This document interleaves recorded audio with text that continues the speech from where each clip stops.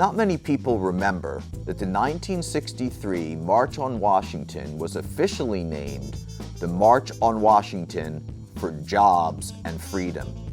Indeed, the theme of job creation runs through the writings of the Reverend Dr. Martin Luther King Jr.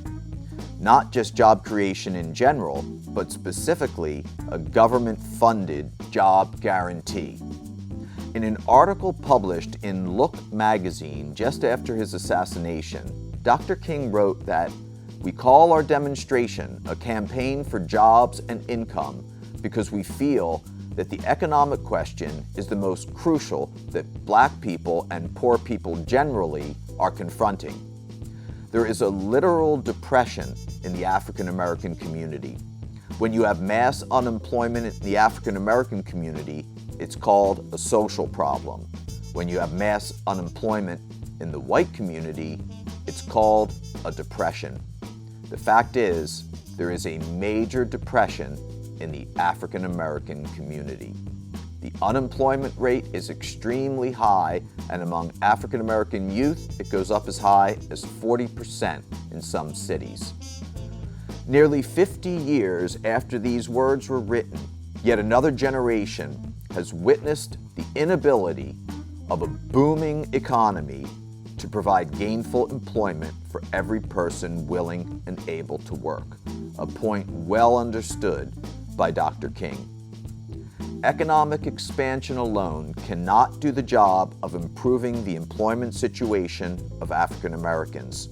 It provides the base for improvement, but other things must be constructed upon it, especially if the tragic situation of youth is to be solved.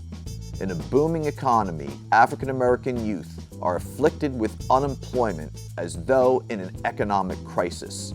They are the explosive outsiders of the American expansion. As politicians and media figures laud the relatively lower aggregate unemployment rates, more careful observers note the hidden unemployment that the official numbers do not account for and caution the optimists that official unemployment figures go down not only when the unemployed find work, but also when discouraged workers drop out of the labor force. Those in prison are also disproportionately young, Black, and male, and are not included in official unemployment figures. In addressing these tremendous challenges, Dr. King's writings have a laser-like focus on job creation as addressing multiple concerns and carrying multiple benefits. The nation will also have to find the answer to full employment, including a more imaginative approach than has yet been conceived for neutralizing the perils of automation. Today, as the skilled and semi-skilled African American attempts to mount the ladder of economic security, he finds himself in competition with the white working man at the very time when automation is scrapping 40,000 jobs a week. Though this is perhaps the inevitable product of social and economic upheaval, it is an intolerable situation, and African Americans will not long permit themselves to be pitted against white workers for an ever-decreasing supply of jobs. The energetic and creative expansion of work opportunities in both the public and private sectors of our economy is an imperative worthy of the richest nation on earth, whose abundance is an embarrassment as long as millions of poor are imprisoned and constantly self-renewed within an expanding population. Dr. King reiterated over and over again his proposal that government become an employer of last resort. We need an economic Bill of Rights. This would guarantee a job to all people who want to work and are able to work. It would mean creating certain public service jobs. We must develop a federal program of public works, retraining and jobs for all, so that none, white or Black, will have cause to feel threatened. At the present time, thousands of jobs a week are disappearing in the wake of automation and other production efficiency techniques. Dr. King's proposal was that anyone ready and willing to work would be assured a public service job. His vision thus extended to all those left behind, including unemployed and poor whites. While African Americans form the vast majority of America's disadvantaged, there are millions of white poor who would also benefit from such a bill. The moral justification for special measures for African Americans is rooted in the robberies inherent in the institution of slavery. Many poor whites, however, were the derivative victims of slavery.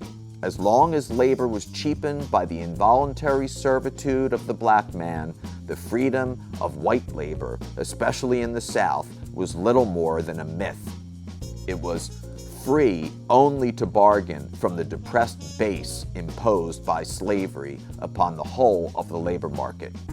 Nor did this derivative bondage end when formal slavery gave way to de facto slavery of discrimination. To this day, the white poor also suffer deprivation and the humiliation of poverty, if not of color. They are chained by the weight of discrimination, though its badge of degradation does not mark them. It corrupts their lives, frustrates their opportunities, and withers their education. In one sense, it is more evil for them because it has confused so many by prejudice that they have supported their own oppressors. Black and white, we will all be harmed unless something grand and imaginative is done. The unemployed, poverty-stricken white man must be made to realize that he is in the very same boat with the African American.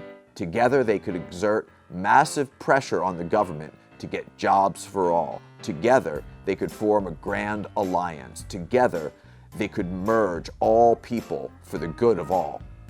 Dr. King clearly distinguished a job guarantee from training programs. Too often, he wrote, training becomes a way of avoiding the issue of unemployment. The orientation should be jobs first, training later. Unfortunately, the jobs policy of the federal programs has largely been the reverse, with the result that people are being trained for non-existent jobs. While the development of skills and supportive educational experiences are important characteristics of a job guarantee program, the jobs should nevertheless be jobs and understood as such, not given the false label of training. For Dr. King, a job guarantee program is capable of reconciling these various requirements as conceived around the idea that new forms of work that enhance the social good will have to be devised for those for whom traditional jobs are not available. In Where Do We Go From Here, Dr. King elaborated his vision of a job guarantee program. First, development of skills and education are outcomes, not prerequisites of the program. Second, the jobs are producing community and public services that are in short supply and that benefit the neediest communities. Third, the program generates incomes for individuals and families that have unmet needs. Fourth, there are numerous social psychological benefits for individuals, families, communities, and the nation. The big new attractive thrust of African American employment is in the non-professional services. A high percentage of these jobs are in public employment. The human services, medical attention, social services, neighborhood amenities of various kinds are in scarce supply in this country, especially in localities of poverty. The traditional way of providing manpower for these jobs, degree-granting programs, cannot fill all the niches that are opening up. The traditional job requirements are a barrier to attaining an adequate supply of personnel, especially if the number of jobs expands to meet existing need. The expansion of human services can be the missing industry that will soak up the unemployment that persists in the United States. It can be the missing industry that would change the employment scene in America. The expansion of human services is that industry.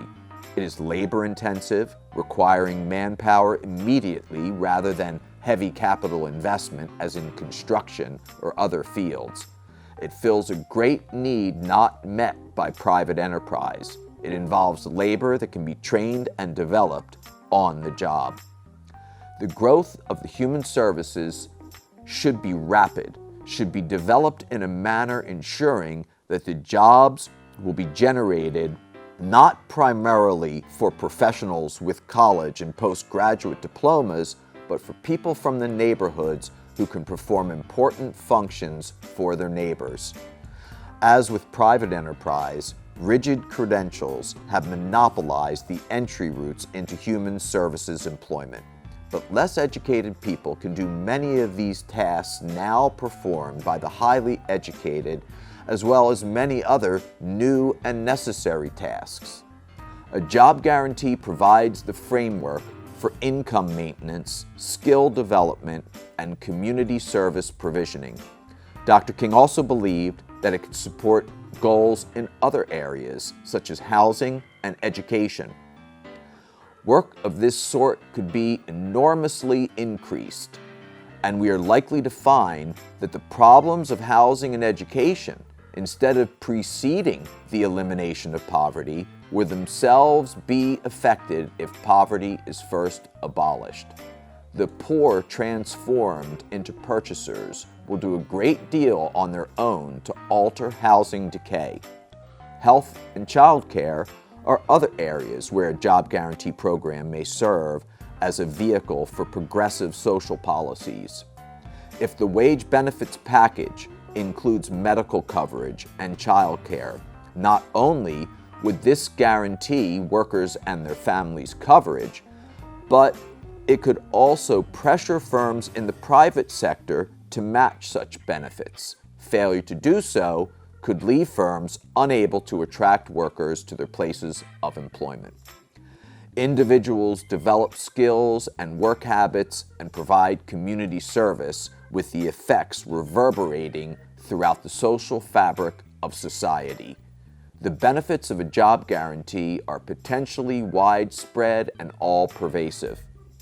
Beyond these advantages, a host of positive psychological changes inevitably will result from widespread economic security.